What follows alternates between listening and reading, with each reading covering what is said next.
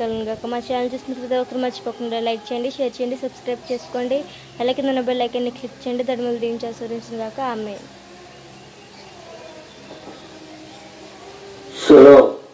మన ప్రభువు రక్షకుడైన యేసుక్రీస్తు నామములో మీ అందరికీ కూడా నా యొక్క శుభాలు తెలియజేస్తూ ఉన్నాను. బాగున్నారు కదా?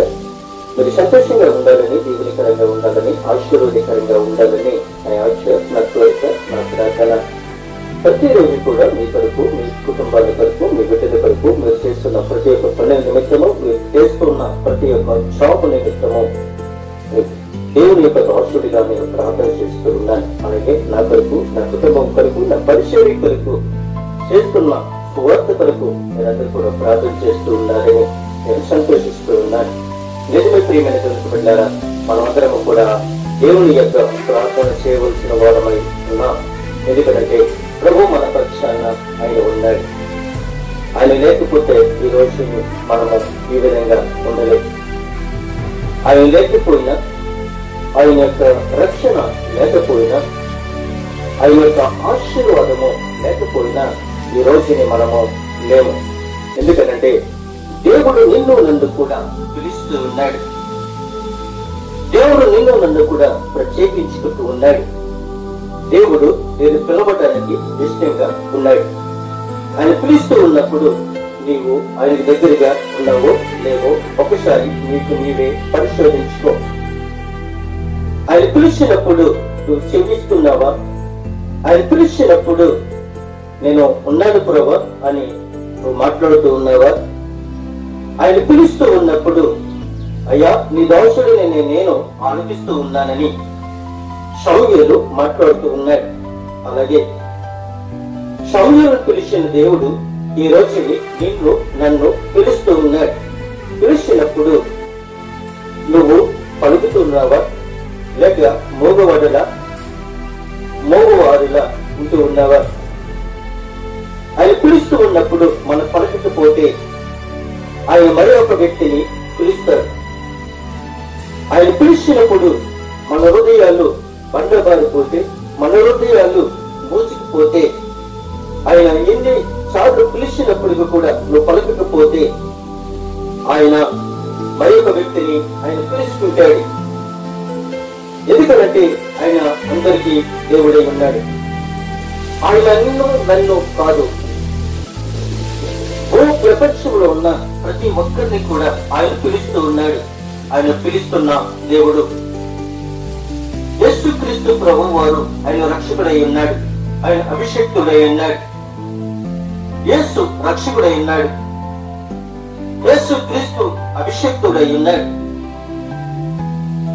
ఆయన మెస్సీయ అయి ఉన్నాడు.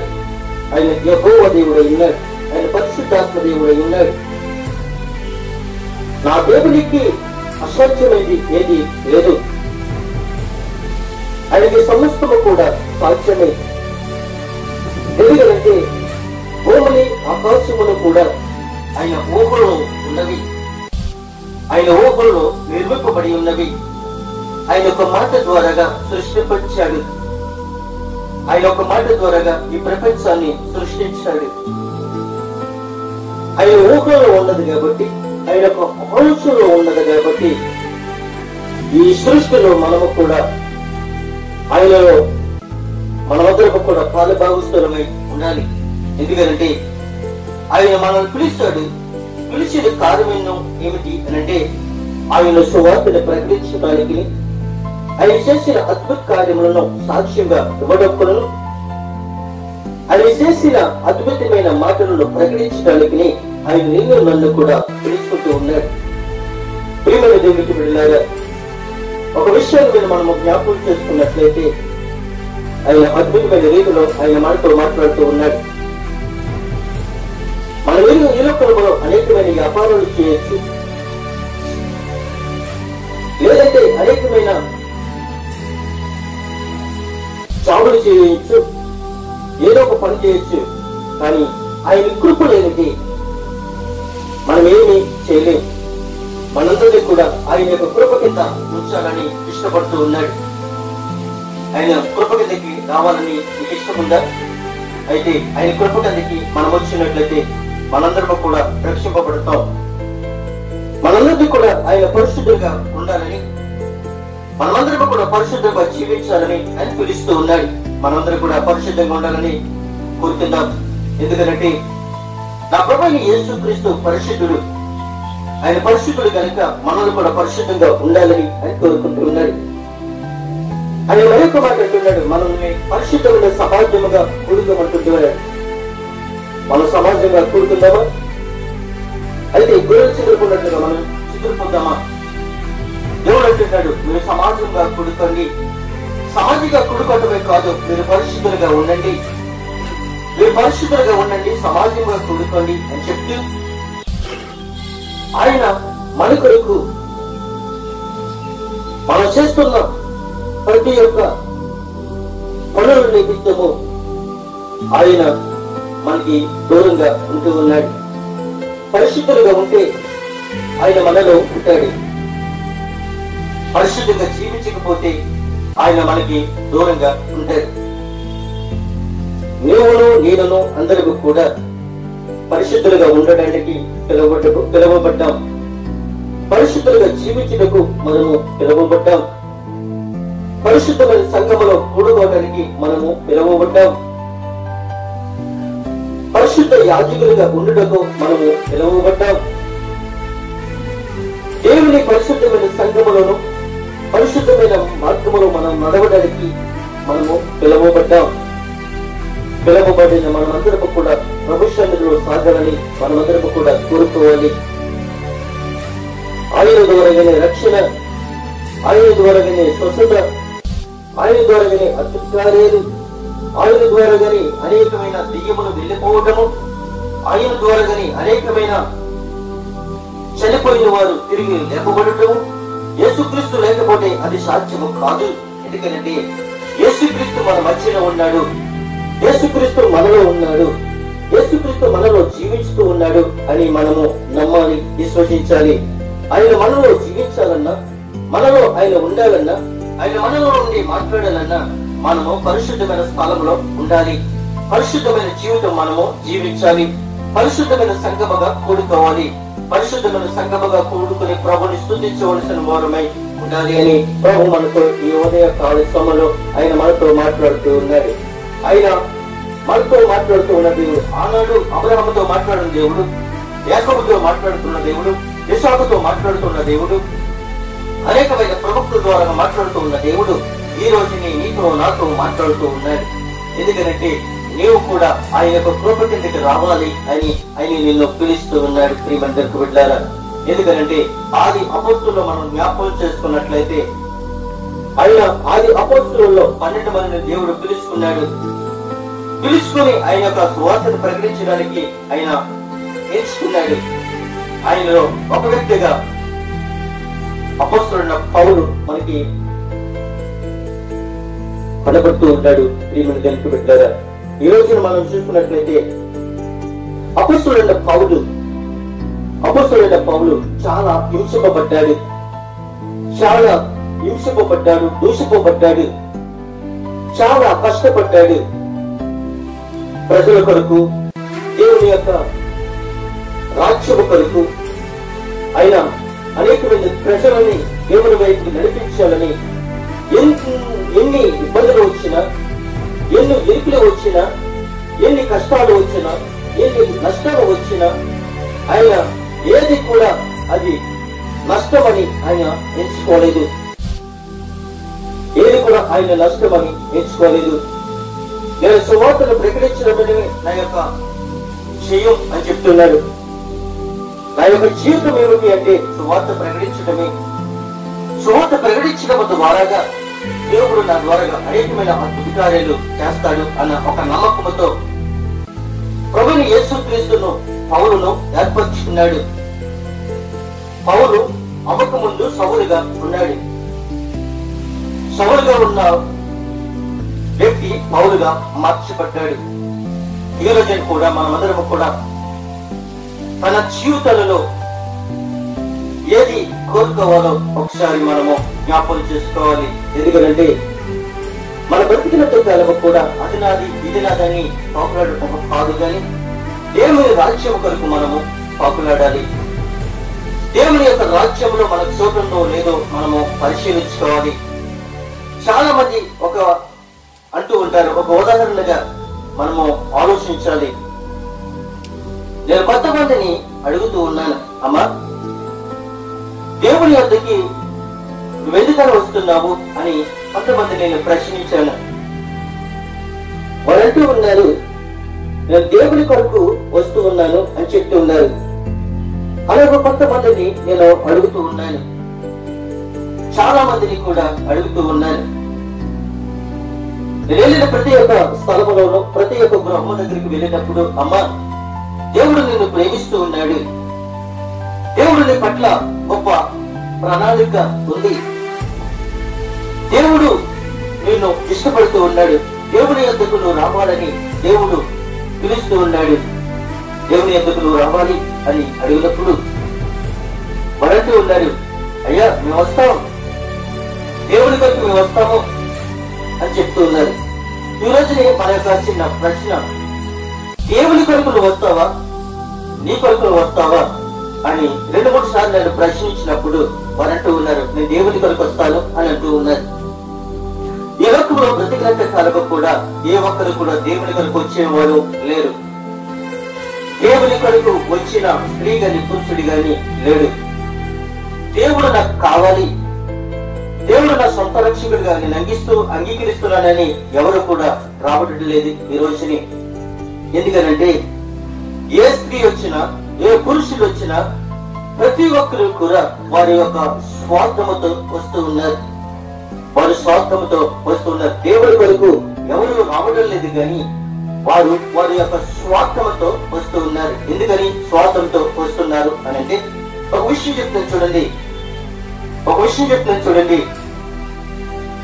వివాహం జరిగినప్పుడు, వివాహం జరగలేనప్పుడు వారంటూ ఉంటారు, అయ్యా నా వివాహం జరిగితే నీ సన్నిధికి వస్తాను అని చెప్తూ ఉన్నారు. మరి ఒకరు వివాహం జరిగిన తర్వాత, దేవుడు అద్భుతం చేసిన తర్వాత వారంటారు, అయ్యా నీ సన్నిధికి నేను వస్తాను, నాకు ఒక గర్భఫలం నాకు ఇవ్వు అని అడుగుతూ ఉంటారు. దేవుడు వివాహం జరిగించి గర్భఫలం ఇచ్చిన తర్వాత మళ్ళీ వారంటారు, అయ్యా నా కుమారుడు మంచి చదువులో అభివృద్ధి పొందాలి, జ్ఞానం పొందుకోవాలని అని అడుగుతూ ఉంటారు. దేవుడు అది కూడా వాళ్ళ బిడ్డలకి జ్ఞానం ఇస్తాడు. మరి ఇంకొక మాట అంటారు, అయ్యా నా కుమారుడు అభివృద్ధిలోకి వచ్చాడు, నా కుమారుడికి ఇచ్చిన జాబ్ వస్తే చాలు, ఈ సన్నిధికి నేను వస్తాను ప్రభా అని కోరుకుంటూ ఉంటారు. దేవుడు జాబ్ కూడా ఇచ్చాడు.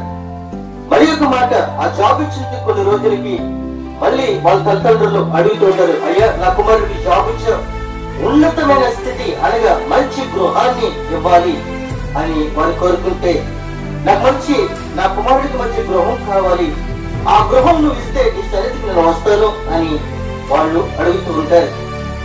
మరి ఒక విషయాన్ని ఇంకా కొంచెం ఎదురుకెళ్తే వాళ్ళు ఇంకొక కోరికను కోరుకుంటుంటారు, ఈ వివాహం ఇచ్చావు, పిల్లలను ఇచ్చావు, జాబులు ఇచ్చావు, గృహం ఇచ్చావు, అయ్యో నా కుమారుడు వాళ్ళ కుమారులకి కూడా ఏదో కొంత సంపాదించుకోవడానికి చిన్న ఆస్తిని సమకూర్చు ప్రభా, అది ఆస్తులు ఇస్తే నీ సరితుకు వస్తాను అని కోరుకుంటూ ఉంటారు. దేవుడు అది కూడా సమృద్ధిగా ఇస్తాడు.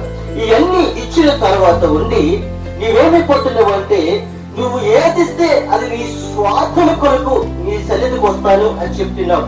అంటే ఇస్తే నేను వస్తాను అని చెప్తున్నావు గాని, ప్రభా నేను నా జీవితంలో గొప్ప కార్యములు నా పట్ల చేస్తావు, గొప్ప అద్భుతాలు నా పట్ల చేస్తావు, సంపూర్ణమైన ఆరోగ్యం ఇచ్చావు, సంపూర్ణమైన ఆయుష్యం నాకు ఇచ్చావు ప్రభా, నా ప్రతిదినంత కాలము కూడా నీవు నాలో ఉండాలి, నా కొరకు నా పాపము కొరకు కల్వరిగిరిలో ప్రాణం పెట్టావు, నా భూలోకములు నన్ను బ్రతికినంత కాలము కూడా ఆస్తులు అంతస్తులు ఐశ్వర్యము కాదు గాని నీ రాజ్యానికి నేను వారసుని కావాలి అనే వ్యక్తులు ఎవరు కూడా కోరుకోవటం లేదు.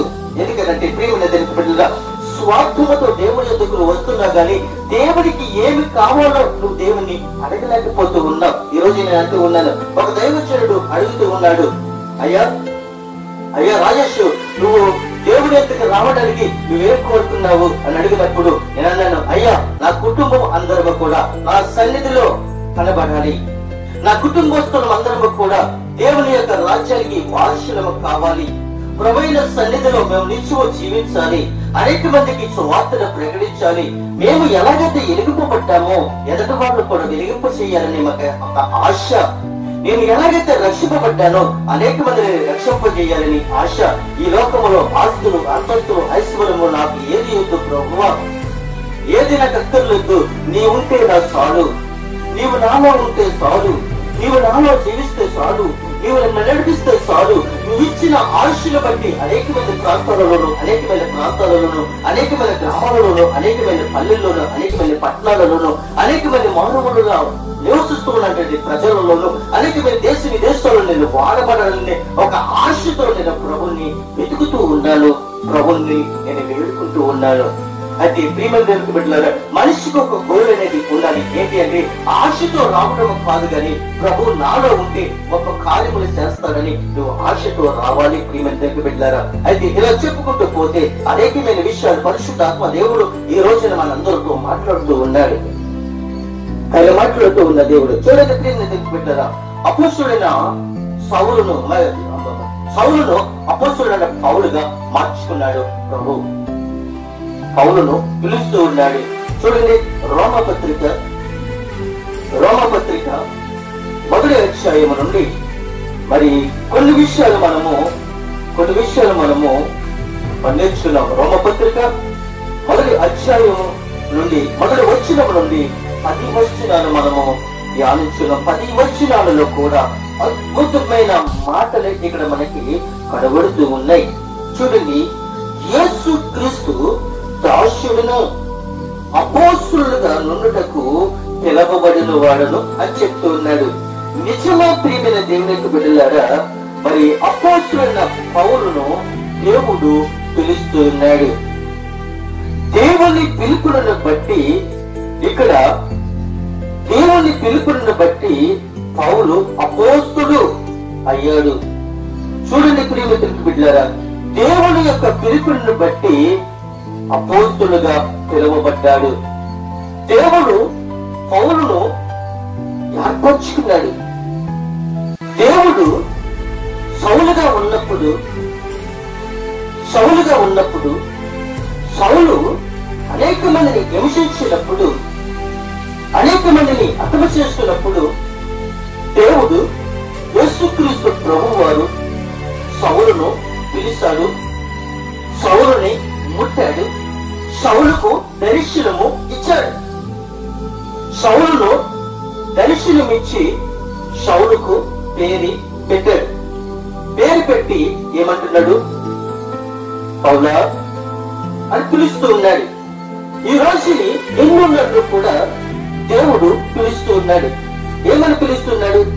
నీకు ఈ తల్లి పెట్టిన పేరైనా కావచ్చు, లేదంటే ఈ తండ్రి పెట్టిన పేరైనా కావచ్చు, మీ అమ్మమ్మ పేరు పెట్టిన పేరైనా కావచ్చు, లేదంటే నీ స్నేహితులు పెట్టిన పేరైనా కావచ్చు, నీ బంధువులు పెట్టిన పేరైనా కావచ్చు.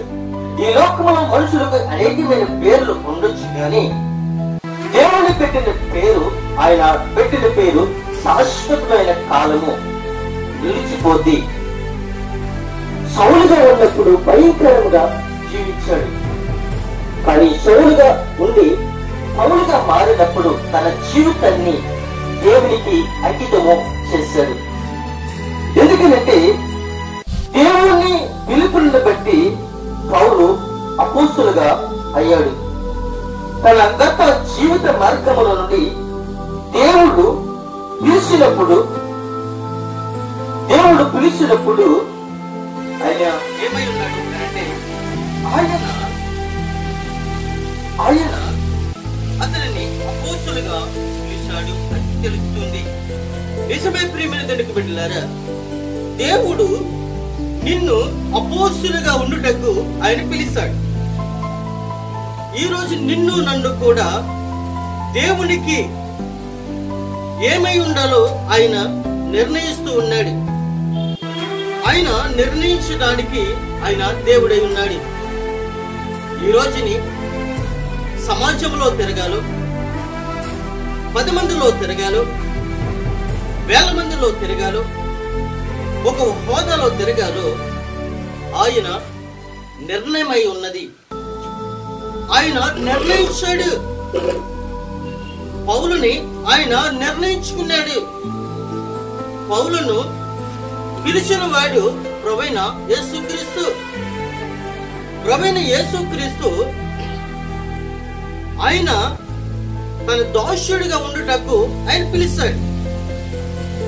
ఉదాహరణగా మనం చూసుకున్నట్లయితే దేవుడు నన్ను ఆయన కృపచేత నన్ను పిలుచుకున్నాడు. మరణ సాయంలో ఉన్న నన్ను, బంధింపబడి ఉన్న నన్ను, మరణానికి దగ్గరగా ఉన్న నన్ను ఆయన నన్ను పిలుచుకున్నాడు. పిలుచుకుని ఆయన నన్ను అడిగాడు, నీవు నా పని చేస్తావా అని ఆయన అడిగాడు. నీవు నా పని చేస్తే నేను నీ పని చేస్తాను అని చెప్పాడు. నేను ప్రభుని వేడుకున్నాను, ప్రభువా, అంధకారంలో ఉన్న నన్ను, హింసింపబడుతూ ఉన్న నేను, సంఖ్యలబడిపోయి ఉన్న నేను, పాపమనే ఊబులోనికి జారిగిపోతున్న నేను, ఇవాళ రేపు నేను భూమి మీద ఉండకుండా పోతానో లేదో అంటున్న సమయంలో దేవుడు నన్ను పిలిచాడు. దేవుడు నన్ను పిలుచుకుని ఆయన అంటున్నాడు, నా కుమారుడా, నీవు నా పని చేస్తావా అని అడిగాడు. ప్రభువా, నీ పని చేస్తే నాకేమిస్తావు అని అడిగినప్పుడు ప్రభు అన్నాడు, నీవు నా పని చేస్తే నేను నీ పనిని నేను చేస్తాను అని చెప్పాడు. నేను దేవుణ్ణి అంగీకరించాను. దేవుణ్ణి నేను నా సొంత రక్షకుడిగా అంగీకరించాను. యేసుక్రీస్తును నా హృదయంలో ఉంచుకున్నాను. అందుకే ఈ రోజుని సజీవుడిగా ఉన్నాను. ఒక సంఘానికి ఒక కాపురిగా ఉన్నాను. ఓ కుటుంబానికి ఒక యజమానుడిగా ఉన్నాను. నా తల్లిదండ్రులకి ఒక కుమారుడిగా ఉన్నాను. నా బిడ్డలకి ఒక తండ్రిగా నేను ఉన్నాను. నా సంఘానికి నేను ఒక దాసుడిగా, ఒక దైవజనుడిగా నేను ఉన్నాను. నా సంఘాన్ని నేను కాసుకోవడానికి దేవుడు నాకు ఇచ్చిన కృప. నా సంఘాన్నే కాదు, అనేక మంది ప్రజలకు దేవుని యొక్క వాక్యాన్ని ప్రకటించడానికి, దేవుని యొక్క వాక్యాన్ని అందించడానికి, సర్వలోకములకు వెళ్ళి సర్వ సృష్టికి సువార్తను ప్రకటించడానికి దేవుడు నాకు ఇచ్చిన ఉచిత కృపలను బట్టి ధైర్యముతోను, సంతోషముతోను, ఆనందముతోను దేవుని యొక్క వాక్యాన్ని ప్రకటించడానికి నేను ఇష్టపడుతూ ఉన్నాను. ఎందుకంటే వాక్యము నన్ను బ్రతికించింది, వాక్యము నన్ను స్వస్థపరిచింది, వాక్యము నన్ను వెలుగులో నడిపించింది. ఈ వాక్యము నా జీవితాన్ని వెలిగించింది. ఈ వాక్యము నా బ్రతుకుని వెలిగించింది. ఈ వాక్యము నా కుటుంబాన్ని వెలిగించింది. ఈ వాక్యము నన్నే కాదు, నా ఇంటి వారిని రక్షించింది. నా ఇంటి వారినే కాదు, నా స్నేహితులను, నా రక్త సంబంధులందరినీ కూడా రక్షించింది. ప్రియమైన దేవుని బిడ్డలారా, నిన్ను బట్టి నీ కుటుంబం రక్షింపబడుతుంది. నిన్ను బట్టి నీ స్నేహితులు రక్షింపబడతారు. నిన్ను బట్టి నీ సహోదరులు రక్షింపబడతారు. నువ్వు రక్షింపబడకపోతే నీవు గాని, నీ కుటుంబము గాని, నీ స్నేహితులు గాని, రక్త సంబంధులు గాని నువ్వెవరికి చెప్పగలదు? నువ్వు రక్షింపబడితే అనేక మందిని రక్షణలోనికి నడిపించగలదు. అందుకే దేవుడు నన్ను పిలుచుకున్నాడు. ప్రియమైన దేవుని బిడ్డలారా, ఆయన రక్షణ ఇచ్చి నన్ను పిలుచుకున్నాడు. ఆయన స్వస్థతనిచ్చి నన్ను రక్షించుకున్నాడు. అందుకే నేను బ్రతికినంత కాలము కూడా ఒక తీర్మానాన్ని తీసుకున్నాను. ఏంటి అంటే, నేను బ్రతికినంత కాలము దేవుని యొక్క సేవ చేయాలి. అనేక మందికి దేవుని యొక్క వాక్యాన్ని అందించాలి. అనేక మందికి రక్షణ భాగ్యంలోకి నడిపించాలి. అనేకమైన నూతనమైన ఆత్మల యొద్దకు నేను వెళ్ళాలి. నూతనమైన ఆత్మను దేవుని యొక్క మందిరంలోకి నడిపింపు చేయటానికి నేను ఒక తీర్మానాన్ని తీసుకున్నాను. అందుకే దేవుడు నన్ను పిలుచుకున్నాడు. నేను విన్నాను. నా యేసయ్య నన్ను పిలిచినప్పుడు నేను విన్నాను. యేసయ్య నా హృదయంలోకి వస్తాను అని అడిగినప్పుడు నా హృదయాన్ని ఆయనకి ఇచ్చాను. నా యేసుక్రీస్తు ప్రభు నీలో నాలా నువ్వు ఉండాలి అని అడిగినప్పుడు ఆయనలా నేను మాట్లాడాలి అని నిర్ణయం తీసుకున్నాను. ఆయనలాగా నడవాలనుకున్నాను. ఆయనలాగా మాట్లాడాలనుకున్నాను. ఆయనలాగా ఆలోచించాలనుకున్నాను. ఆయనలాగా అద్భుతమైన కార్యములు చేయాలి అని నేను ఒక తీర్మానాన్ని తీసుకున్నాను. ఎందుకనంటే ప్రభువైన యేసుక్రీస్తు లేకపోతే నేను జీరో. యేసయ్య నాలో ఉన్నాడు కాబట్టి నేను సజీవుడును. నా ద్వారా అనేకమైన అద్భుత కార్యాలు చేయాలని నేను దేవుని పట్ల గొప్ప ప్రణాళిక కలిగి ఉన్నాను. ఆయన ప్రణాళిక ఏమిటి అనంటే ఆయన నిన్ను నన్ను కూడా పిలుస్తున్నాడు. ఏమని పిలుస్తున్నాడు అనంటే దాసుడను అపోస్తులుగా నుండుటకు. నువ్వు దాసుడిగా ఉండుటకును లేదంటే అపోస్తులుగా ఉండుటకును నిన్ను పిలుస్తూ ఉన్నాడు. ఆయన నిన్ను పిలుస్తూ ఉన్నాడు. నువ్వు పిలుస్తున్నప్పుడు చెవి యొక్కి ఆలకించాలి. నీ చెవి యొక్కి ఆలకించినప్పుడు ప్రభు నీతో మాట్లాడతాడు. నీ తలంపులతో మాట్లాడతాడు, నీ ఆలోచనలతో మాట్లాడతాడు, నీ హృదయంతో మాట్లాడతాడు. నీతో ఆయన మాట్లాడతాడు. ఆయన నీలో ఉండటానికి ఇష్టపడుతూ ఉన్నాడు. అందుకే నిన్ను దాసుడా అని పిలుస్తూ ఉన్నాడు. ఆయన మరి ఒక మాట అంటున్నాడు, అపోస్తులుగా ఉండుటకు నిన్ను పిలుస్తూ ఉన్నాను అని చెప్తూ ఉన్నాడు. అయితే దేవుని సువార్త నిమిత్తము ప్రత్యేకింపబడిన వాడినైనా పౌలు రోమలో ఉన్న దేవుని ప్రియులందరికీ అనగా పరిశుద్ధులుగా ఉండుటకు పిలువబడిన వారందరికీ శుభం అని చెప్పి రాయనది. చూడండి ప్రియమైన దేవుని బిడ్డలారా, ఆయన పిలువబడటమే కాదు, ఆయన దాసుడిగా ఉండటమే కాదు, పౌలుని ప్రత్యేకించుకున్నాడు. పౌలు అంటున్నాడు, నేను సువార్త నిమిత్తము అనగా దేవుని యొక్క సువార్త నిమిత్తము, క్రీస్తు సువార్త నిమిత్తము నేనేమై ఉన్నాను అనంటే ప్రత్యేకింపబడిన వాడినై ఉన్నాను. ఆయన పిలవడమే కాదు, నేను ప్రత్యేకింపబడిన వాడినై ఉన్నాను. ప్రియమైన దేవుని యొక్క బిడ్డలారా, మీరందరూ కూడా ప్రత్యేకంగా ఉన్నారు, అందరిలో కలిసిపోయారు. ఒక్కసారి జ్ఞాపకం చేసుకోవాలి. నువ్వు ప్రత్యేకింపబడిన వాడవైతే నీ మాటలు మారుతావి. నువ్వు ప్రత్యేకింపబడిన వాడవైతే దేవుని యొక్క నడక నీలో వస్తుంది. నువ్వు ప్రత్యేకింపబడిన వాడవైతే దేవుని చేయమన్న పనులు నీవు చేస్తావు. నువ్వు ప్రత్యేకింపబడిన వాడవైతే దేవుని యొద్దకు నువ్వు సంతోషంగా వస్తావు, కానీ ఆశించి మాత్రం రావు. ఎందుకంటే ప్రియమైన దేవుని బిడ్డలారా, అపోస్తలుడైన పౌలు ఆశించి రాలేదు. అపోస్తలుడైన పౌలు దేనిని కూడా ఆశించి రాలేదు. అపోస్తలుడైన పౌలుకి ధన వ్యామోహము లేదు, కుల వ్యామోహము లేదు, సంఘం వ్యామోహము లేదు. ఆయన ఏ వ్యామోహములో ఉన్నాడంటే క్రీస్తును ప్రకటించటములో ఆసక్తి కలిగి ఉన్నాడు. క్రీస్తును ప్రకటించటములో ఆశ కలిగి ఉన్నాడు. క్రీస్తును సొంత రక్షకుడిగా అంగీకరించి ప్రభు కొరకు చనిపోతే ప్రభు కొరకే చనిపోస్తాను, జీవిస్తే క్రీస్తు కొరకే జీవిస్తాను అని ఆయన ఒక తీర్మానాన్ని తీసుకున్నాడు. ఆయన దేనిని కూడా ఆశించి ఆయన సువార్తని ప్రకటించలేదు. క్రీస్తు నిమిత్తమే ఆయన సువార్తని ప్రకటించాడు. దేవుని యొక్క సువార్తని ప్రకటించడానికి, దేవుని యొక్క సువార్త నిమిత్తము ఆయన ఏమై ఉన్నాడంటే ప్రత్యేకింపబడిన వాడై ఉన్నాడు. ఆయన ప్రత్యేకింపబడిన వాడై ఉన్నాడు. ప్రత్యేకంగా ఉండి ఆయన ఏం చేస్తున్నాడంటే రోమాలో ఉన్న దేవుని ప్రియులందరికీ, రోమాలో ఉన్న ప్రజలందరికీ, రోమాలో ఉన్న పరిశుద్ధులకును, రోమాలో ఉన్న పరిశుద్ధులుగా పిలువుటకును అనేమై ఉన్నాడు అనంటే పిలవబడిన వారందరికీ కూడా ఏమని చెప్తూ ఉన్నాడంటే శుభం అని చెప్తూ ఉన్నాడు. చాలా మంది కూడా నోరుతో మాట్లాడినప్పుడు అభిశుభాలే మాట్లాడుతూ ఉంటారు. ప్రియమైన దేవునికి బిడ్డలారా, శుభం పలకరా బాబు అనంటే అభిశుభాలు పలుకుతూ ఉంటారు. ప్రార్థన చేయమని అంటే ప్రార్థన చేయరు. ప్రియమైన దేవునికి బిడ్డలారా, నువ్వేమై ఉన్నావు ఒకసారి జ్ఞాపకం చేసుకో.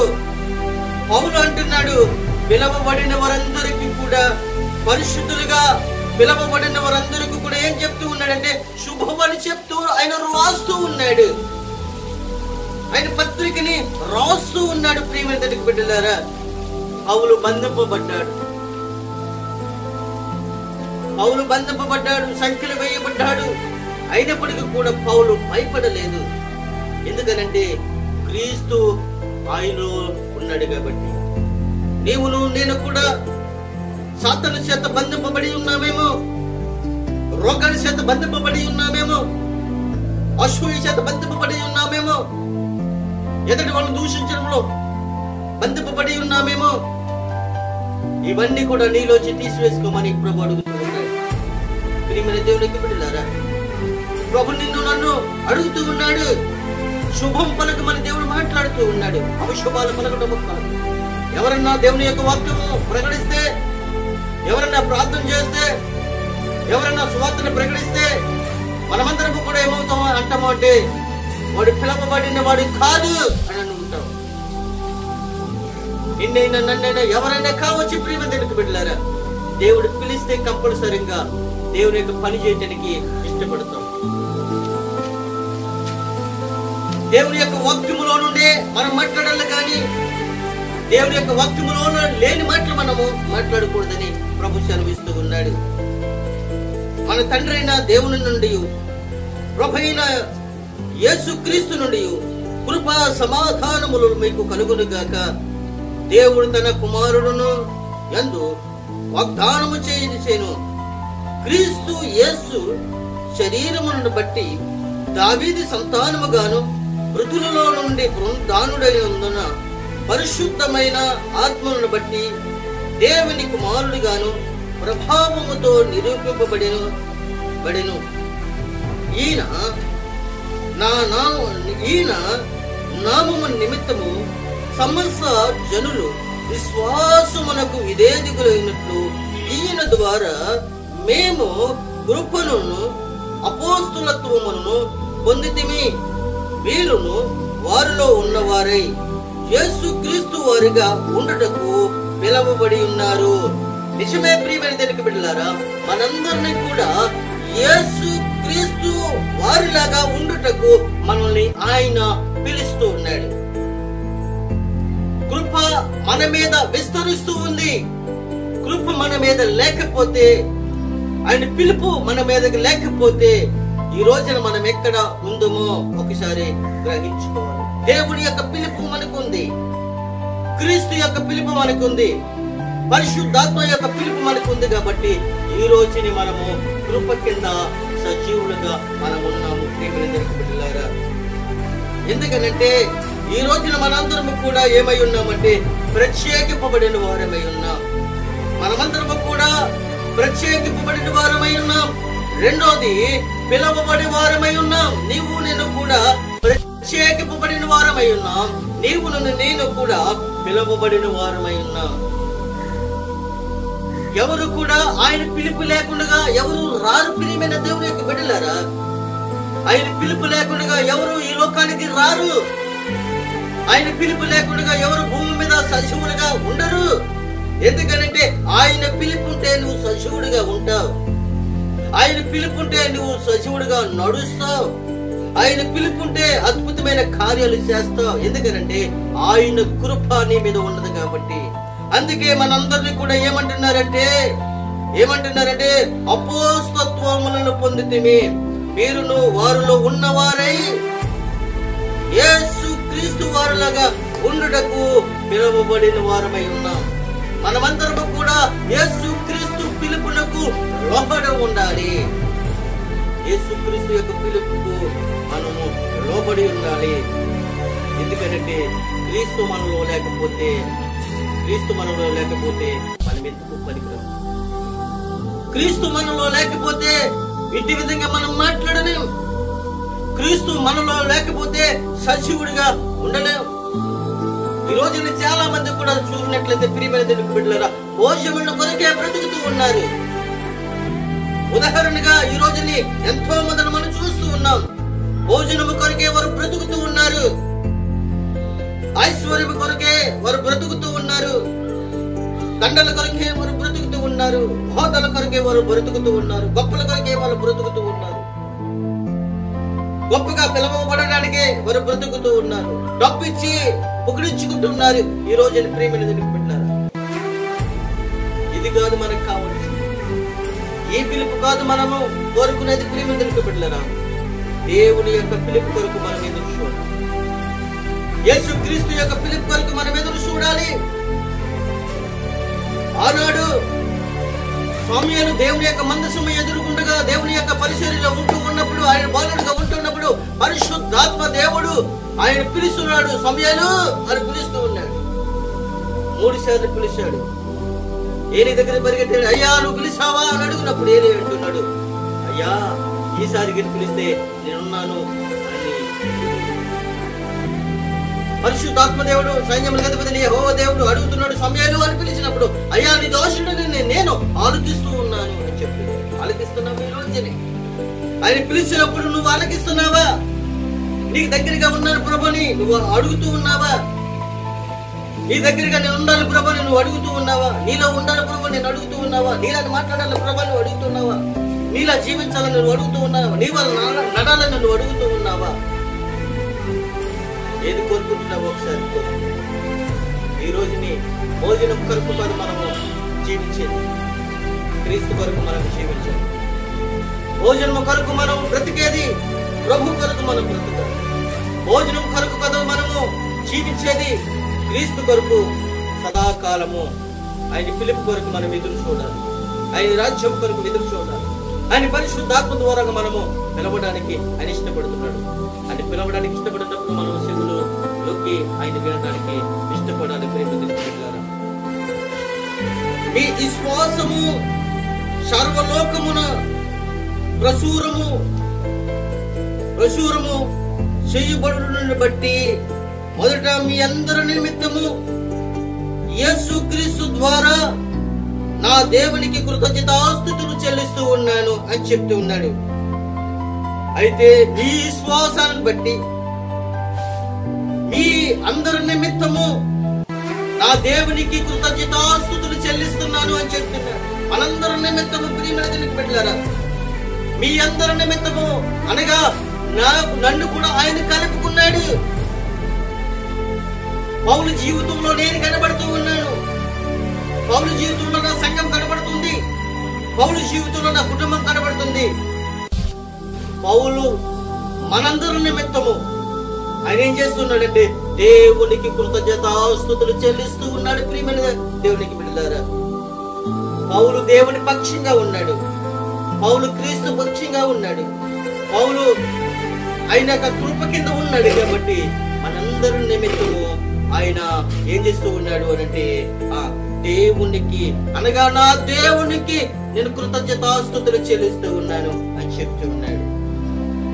ఆయన మనందరి నిమిత్తము ప్రార్థన చేస్తూ ఉన్నాడు. నిజమే ప్రియమైన దేవునికి బిడ్డలారా, నన్ను కూడా ప్రజలందరి కొరకు ఆయన నిర్మించుకున్నాడు. ఆయన సంఘము కొరకు నిర్మించుకున్నాడు. ప్రార్థన కొరకు నిర్మించుకున్నాడు. అద్భుత కార్యాలు చేయడానికి నిర్మించుకున్నాడు. ఆయన అనేక మందికి ప్రార్థన చేసేవారులాగా, అద్భుత కార్యాలు సమకూర్చేవారులాగా, రక్షణ భాగంలో నడిపించేవారులాగా దేవుడు నన్ను ఏర్పరచుకున్నాడు. క్రీస్తు కింద నేను ఉన్నాను. క్రీస్తు రక్షణ కింద ఉన్నాను. దేవుని యొక్క కృప కింద నేను ఉన్నాను. కాబట్టి దేవుడు నా పట్ల గొప్ప అద్భుతాలు కార్యాలు చేయడానికి ఆయన ఇష్టపడుతూ ఉన్నాడు. నేను భోజనానికి కాదు నేను విలువిచ్చేది, వస్త్రానికి కాదు విలువిచ్చేది, ధనానికి కాదు విలువిచ్చేది, ఐశ్వర్యానికి కాదు నేను విలువిచ్చేది, ఆస్తులకు కాదు నేను విలువిచ్చేది, గృహాలకు కాదు విలువిచ్చేది, నా దేవునికి నేను విలువిస్తూ ఉన్నాను. నా ప్రభువుకి నేను దగ్గరగా ఉండాలని ఇష్టపడుతూ ఉన్నాను. నా దేవుని యొక్క పరిచర్య చేయాలని, నా దేవుని యొక్క సువార్తను ప్రకటించాలని, నా దేవుని యొక్క సువార్తని అనేక మందికి రక్షణ భాగ్యంలోకి నడిపించాలని నేను ఒక తీర్మానం తీసుకుని ప్రభు సన్నిధిలో సాగడానికి ఇష్టపడుతూ ఉన్నాను. నేను ఎలాగైతే ఇష్టపడుతూ ఉన్నాను మీరు కూడా ఇష్టపడాలని దేవుని పట్ల నేను కృతజ్ఞతాస్తుతులు చెల్లిస్తూ ఉన్నాను.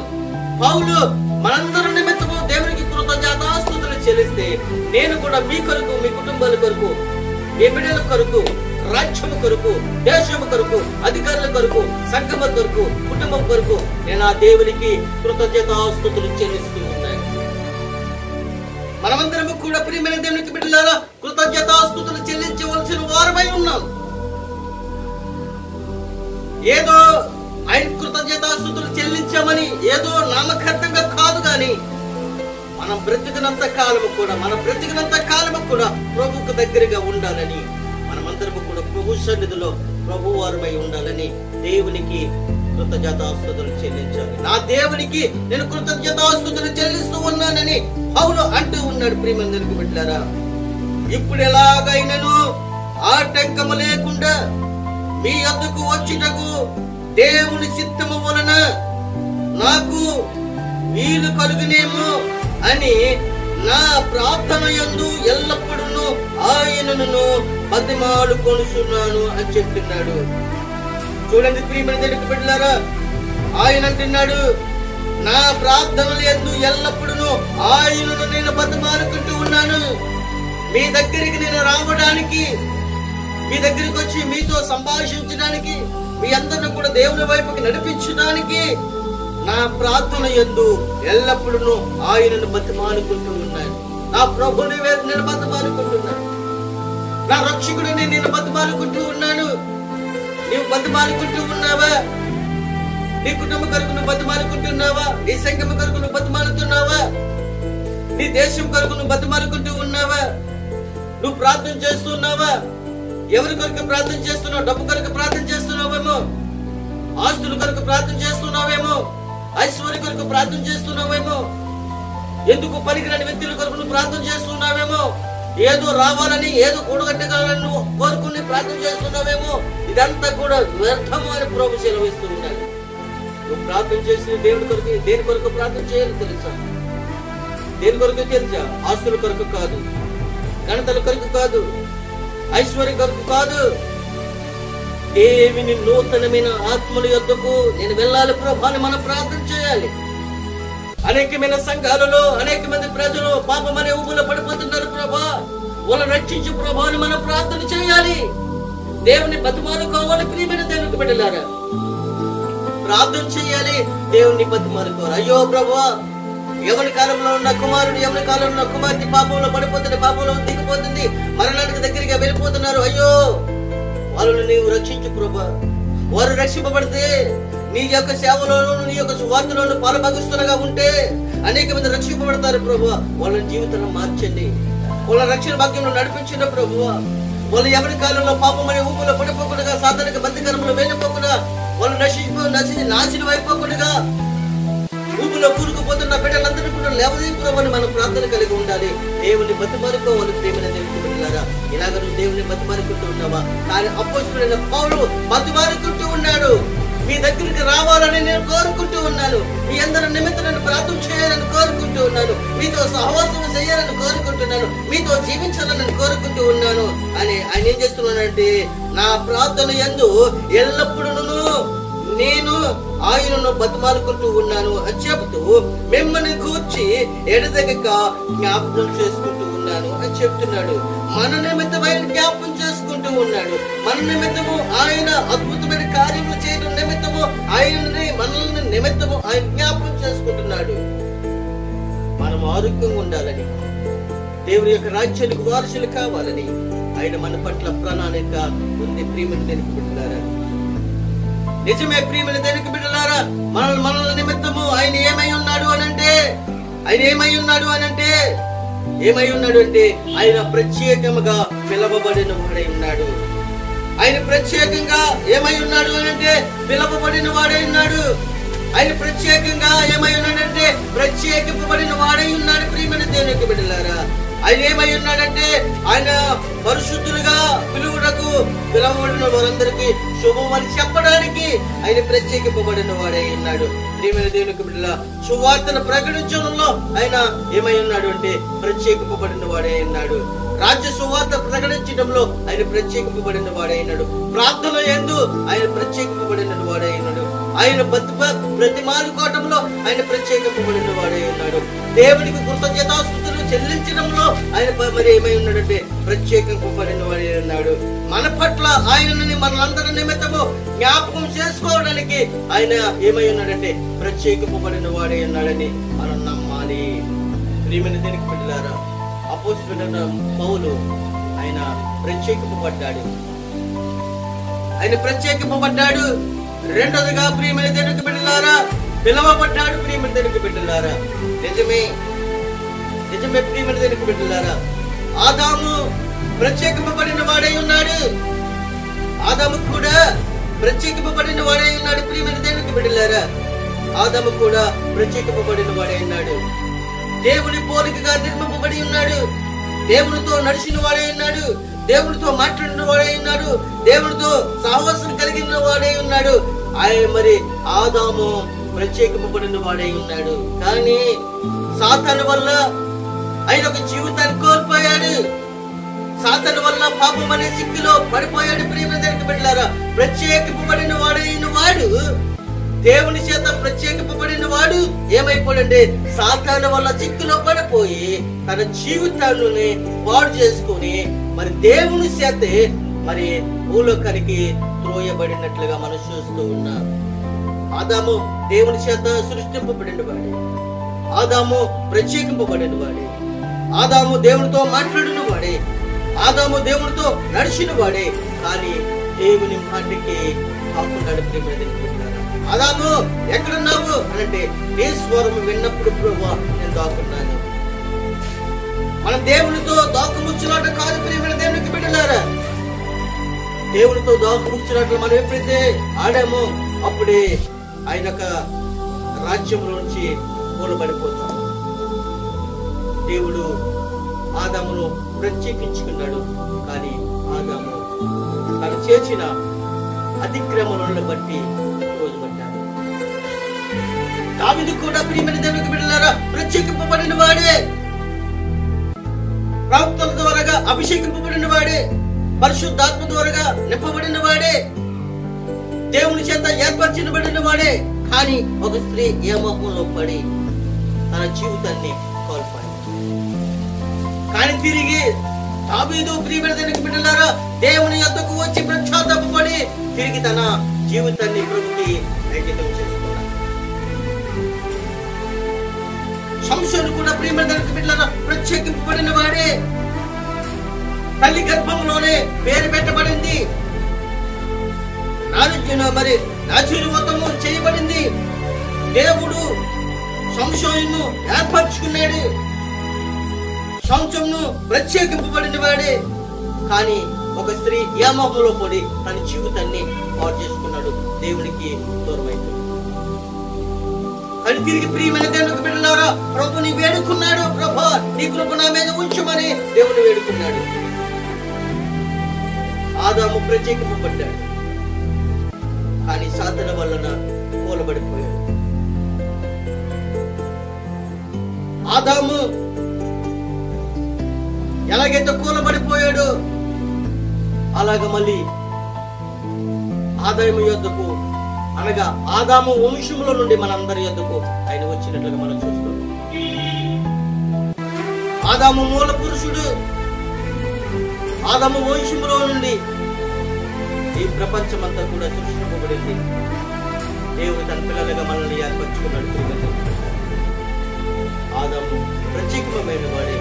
కానీ తన అతిక్రమములను దాటి ప్రభువు మాటకి విధేయుడు కాకుండా అపద్వారా ఆ యొక్క పండును తిని తన జీవితాన్ని పాడు చేసుకున్నాడు.